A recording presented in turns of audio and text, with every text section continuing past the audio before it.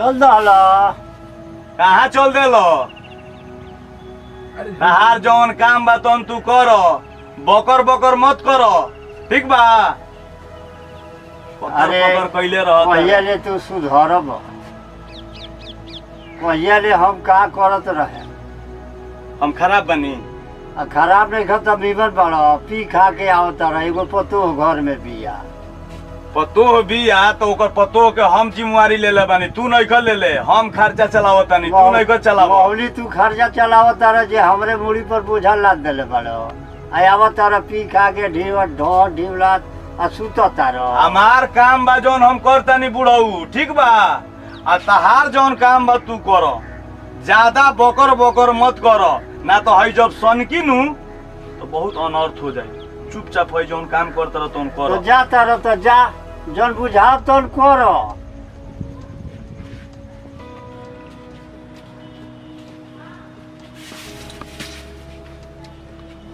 का कही, हम तो भाई परेशान बने।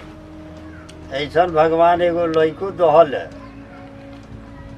तो ओकरा पियले खैला से समास नहीं है।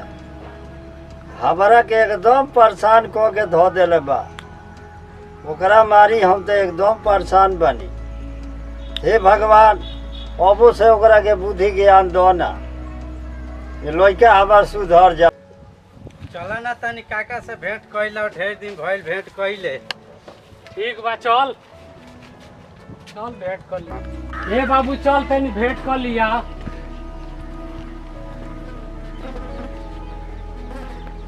सब काका का हाल बा काका? ए बाबू ठीक बा, आओ बैठो। तब और सब कैसन चलता? आ सब बढ़िया बा। लड़का एगो हमार बेलूरा हो गई बा, हमरा कब्जा में होइले नहीं है। सवेरे की कल जाता पियता खाता आ बियाह को दनी और पतो हमरा से सब जोहतिया। ओकरा के लिया लिया देतानी, खियावतानी पियावतानी। उनकर कोनो ठिकाना नहीं के रह। कब आई हन कब ना आई हन, आधा रात खनिया आई हन तो पतो के मरी हन। हाँ, यह उनकर धंधा बे बबुआ।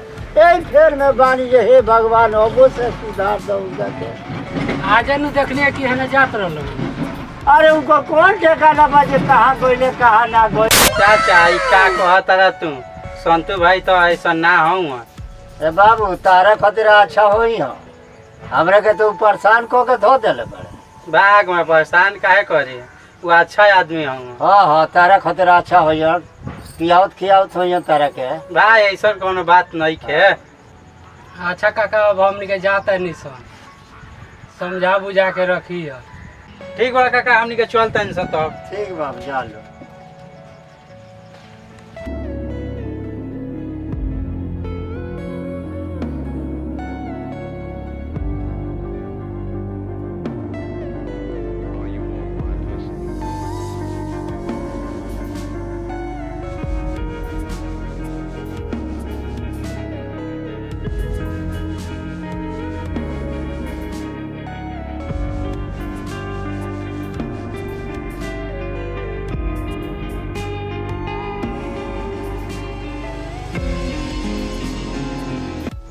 कहाँ बाड़ी रे? कहाँ बाड़ी? जल्दी आने आओ, आओ रे जल्दी। और मेहरा रे अजीब बिया, कब से चिल्लाता नहीं, कुछ समझे में नहीं कर। कहाँ रहती है? काजी का कहतनी? ते कहाँ रहली हो? कितना देर से हम आवाज लगावत रहनी। कहाँ रहली हो बताओ? वो घरवा में ठेउन भर खबार लगल बा, ओही के साफ करत रहनी है। चल, सफाई हो गए? जो खाए के लगे आओ। काले के धैर्य बा घरवा में कि तो के खाए के लाके दी। परसौवे में चावल अरे आटा आलू लिया के देवी, ते बुढ़वा मिल के खा गई सर। चल हमें कहीं से दे खाए के लिया के दे। 1 किलो आटा और आधा किलो आलू 1 महीना ले चली। अब बाबूजी ना रहते तो खले बिना मर जैसो। तोरा पियला से आती तब ना तू घर में कुछ लेके आईबा। अरे ते हमरा का पिए के कहता रे? हैं? ते हमरा का पिए के का कही? काहे ते के पिए के? ते औरत है, ते औरत खाने रहो, ठीक बा? अरे आपन पीनी आपन, तोरा बाप के ना पीनी। हमरा बाप पे मत जा, जन करा तड़ा तन करा, हमरा बाप पे मत। हमरा से ज्यादा जवान लगे।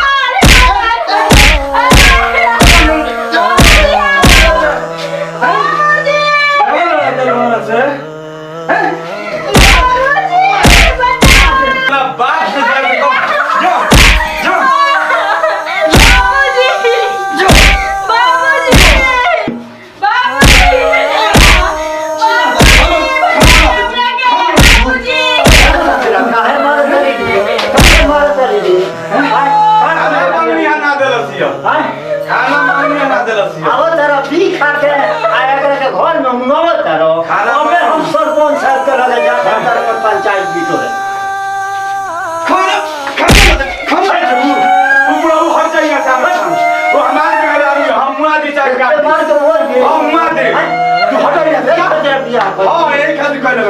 खाना मंगने का ना तरसियो मतलब के घरे हमरा खवा देता नहीं ओ जरवाइए हम सरपंच साहब के लगे हम मेरा कोनो मोतिला लगा करे ना ठीक बा एकदम हम लेके हमरा लगे हमार गाना ए बुढ़ऊ जान जइयो चल सरपंच साहब के जा सरपंच साहब के लगे जा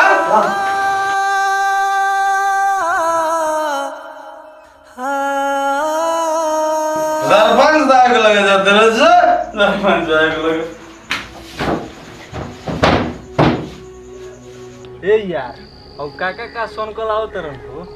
हाँ यार अच्छा आवे दो, कोनो बात बा का पूछ लिया ला, लागत है कोनो बात जरूरी बा। बाप रे बाप पी खा के अब मार पतो के हमरा मार के मुंह आवता आज तक उनका के फसला कहिए देता नहीं। का भइल बा काका? ए बाबू का कही का हो गइल? पतो के घर में दी घर पी खा के आवता मार के मुंह आवता चल तन सरपंच साहब के लगे। हाँ हाँ डेली के उहे काम बना। वह काम बा ओकर डेली के। अरे का हो जाओ ए काका जा सरपंच साहब के बोला के लिए आज उनकर व्यवस्था हो जाओ। ठीक बा बाबू तनी जल्दी से लेके आई हो। का हो? बहुत बेकार आदमी हो सब।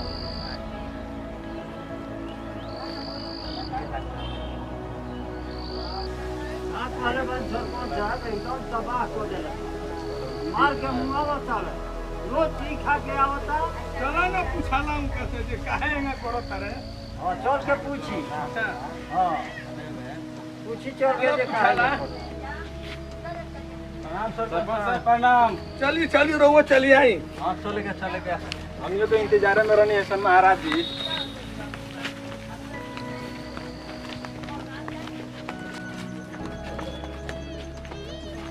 बैठी सरपंच साहब बैठी बैठी बैठी महाराज बैठाओ बेटा तुम बैठो। बुलाओ तो बुलाओ देखिए अब पूछी करा से बुलाओ। ए संतू काहे नहीं खयावत आवत सरपंच साहब के बोला के हम ले आई बनी। बाबू चलो तो तुम जना पकड़ के लिए बोलो तो हल्दी। ठीक बा सरपंच साहब अबे लेके आओ तनी सुन पकड़ के। ए बैठो बाबू बैठे पर बैठो। तो पियकर लोग हम साज के धो देले बनी तू आवे ना तो लगवा हमरा तू कभी में बड़ा चुपचाप अस्थिर बैठ। सरपंच साहब तनी ओकरा के बढ़िया से रहुआ समझा बुझा। अरे बुलाओ ना भाई बुलाओ। हाँ जे ओकरा के यही लगले चेत हो जा जो पी खा के आई तो बेकत के मार के मुंह आई।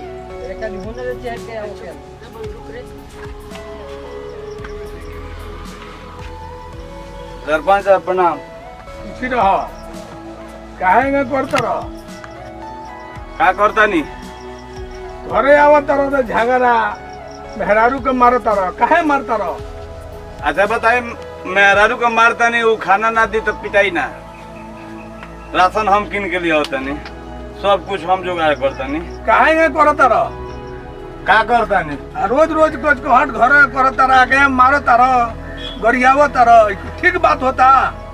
का करता नहीं सरपंच साहब ही पहले बताई रहा कि अगर जो वो खाना मंगनी है ना दिल से तब लोग मरनी है हम है कहती है राशन घर में नहीं के राशन घर में परसों राशन सब लिया के भर देना और खाना मंगा तो नहीं कर देते क्या करें हमरा मजबूरन मारे के पड़ल सरपंच साहब जन्नी अब जौन रहुरा हमरा के सजाए देवे के दी का होई का कहता रे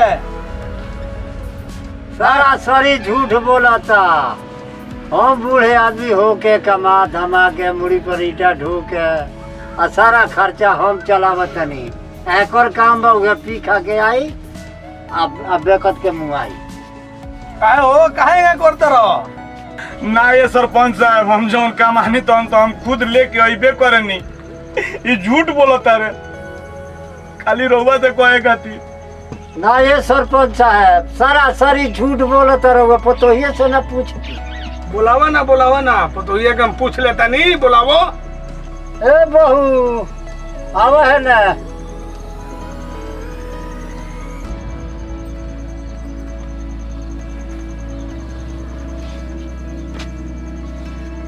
ए सरपंच साहब आगन पूछ ली।